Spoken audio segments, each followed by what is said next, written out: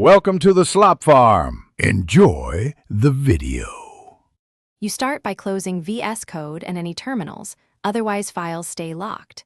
Once done, export settings or disable settings sync if you want a clean removal. This preserves or drops your profile.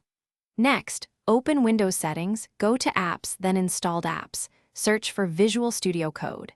Click the three dots and choose Uninstall. You're initiating the standard removal. Do this now, so Windows removes program files and the main registry entries before manual cleanup.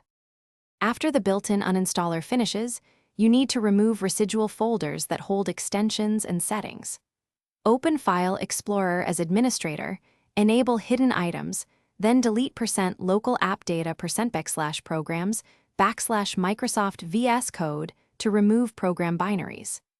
Next, delete %app data %code and %user profile %vscode to erase extensions and user data. This ensures a truly clean state.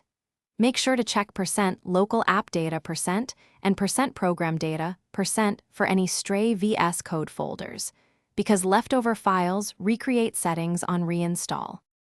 To finish, you can optionally open regedit and remove keys under hkey current user /software/ and hkey local machine /software/ that reference VS Code, but back up the registry first. Once done, restart Windows to release any file locks, then confirm Visual Studio Code no longer appears in installed apps. If the uninstaller is blocked, kill code. exe in Task Manager, or run Microsoft's install/uninstall troubleshooter. If that fails, reinstall the same VS Code build, then immediately uninstall to repair corrupted uninstall entries. Thanks for watching. Consider subscribing if we helped you today.